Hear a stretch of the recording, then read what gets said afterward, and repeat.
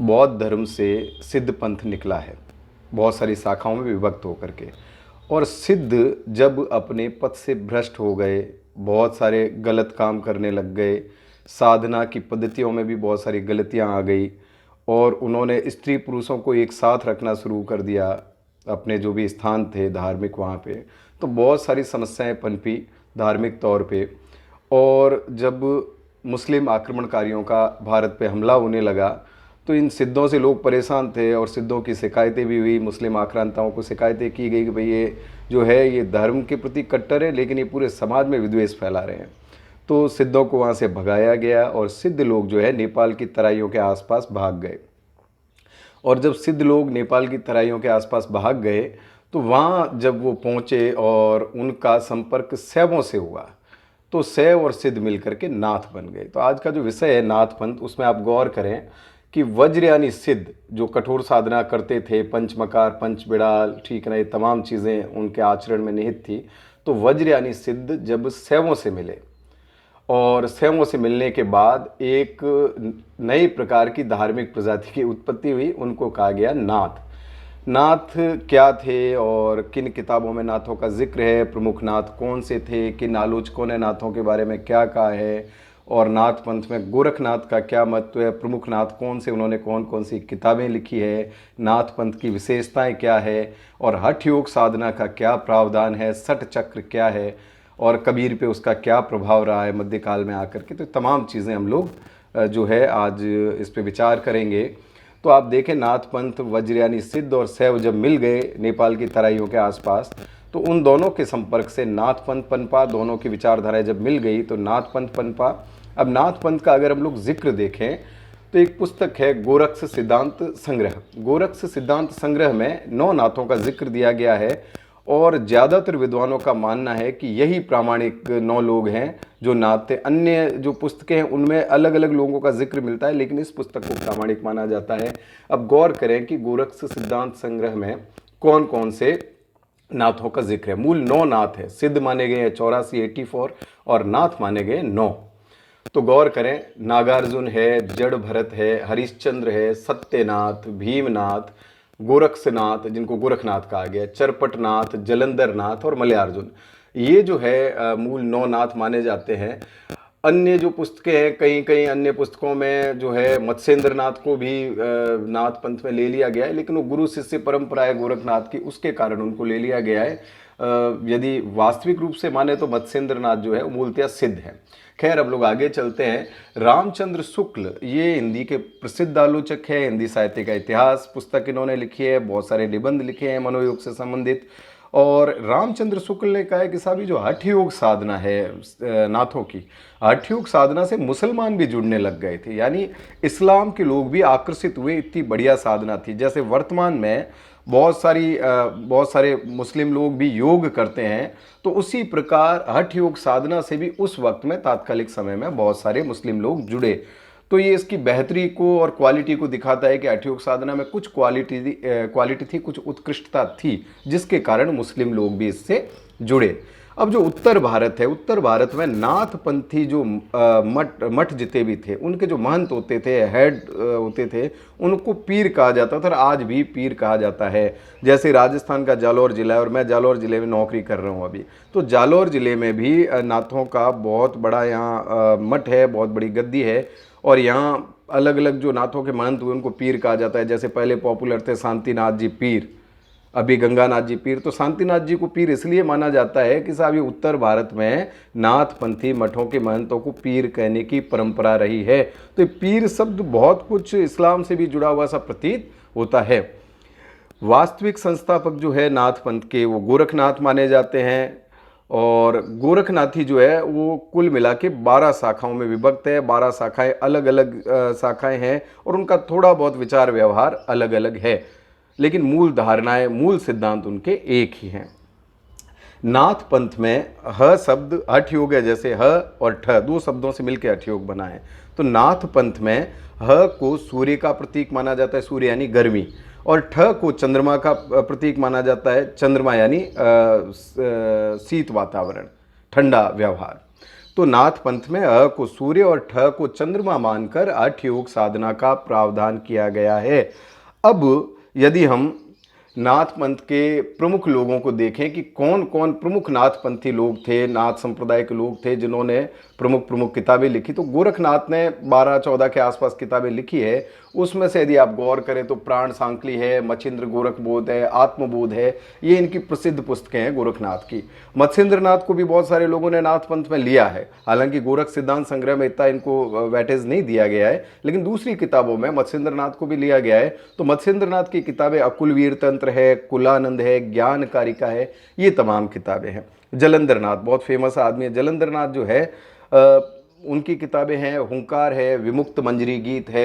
इसके अलावा कृष्णपाद, ये भी प्रमुख नाथपंथी रहे हैं, हालांकि गोरख सिद्धांत संग्रह में इनका भी जिक्र नहीं, लेकिन अन्य किताबों में मिलेगा। तो कृष्णपाद जो है उन्होंने दोहा कोश, बसंत तिलक, ब्रजगीति ऐसी किताबें लिखी है।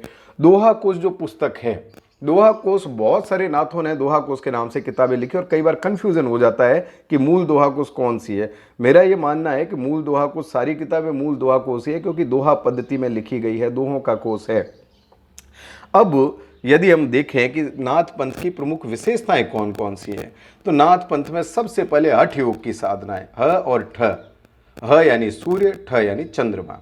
तो सूर्य और चंद्रमा जैसी प्रवृत्तियों की साधना करना, आपकी प्रवृत्ति गर्म भी हो सकती है, ठंडी भी हो सकती है, दोनों का समायोजन करके चलना और कठोर साधना करना, योग साधना करना, इसको कहा जाता है हठ योग की साधना। दूसरा है शून्यवाद की प्रतिष्ठा। आपके शरीर के अंदर से, जैसे हिंदी साहित्य में यदि आप पाश्चात्य साहित्य को पढ़ेंगे तो अरस्तु का विरेचन सिद्धांत मिलता है, ओशो ने भी इस संबंध में बहुत सारी बातें कही है।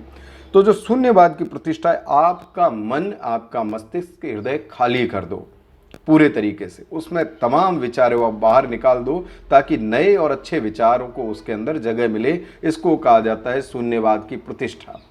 प्रवृत्ति की जगह निवृत्ति पर बल।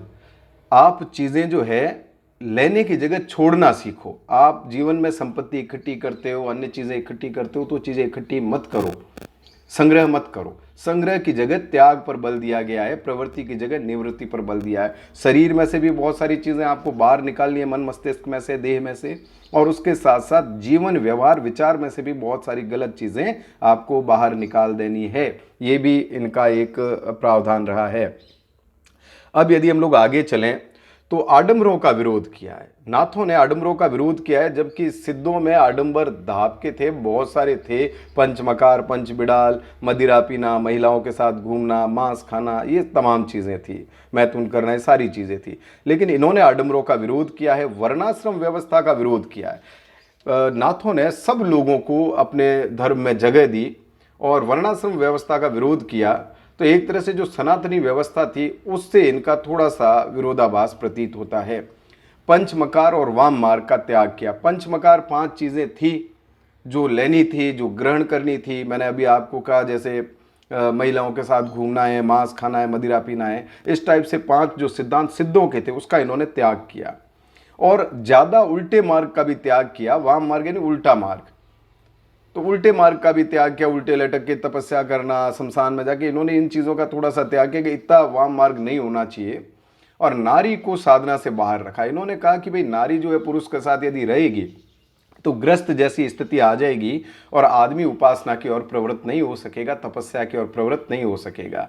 और कबीर ने आगे जाके इन्हीं चीज़ों को अंगीकार किया। नाथ पंथ का बड़ा प्रभाव रहा है कबीर पे। नारी के बारे में कबीर ने जो कहा है, नारी की जहीं परत अंधा हो तो भुजंग, कबीरा तिन की कौन गति जो नित नारी के संग। हालांकि ये वर्तमान समय में बातें बकवास प्रतीत होती है और इनका कोई औचित्य नहीं है, तो नारी पुरुष दोनों समान है, लेकिन तात्कालिक स्थितियाँ जो थी उसके अनुसार लोगों की अपनी अपनी सोच थी। यहाँ मेरे हिसाब से औरत का विरोध न होकर के नारी, स्त्री और पुरुष का, नारी और पुरुष का साथ रहने के बाद जो ग्रस्त टाइप की समस्याएं आती है और आदमी साधना नहीं कर पाता, उसके कारण नारी को साधना से बाहर रखा गया है। और कबीर जैसे लोगों को भी शायद थोड़ा कड़क होकर के रहना पड़ा है, कठोर होकर रहना पड़ा है।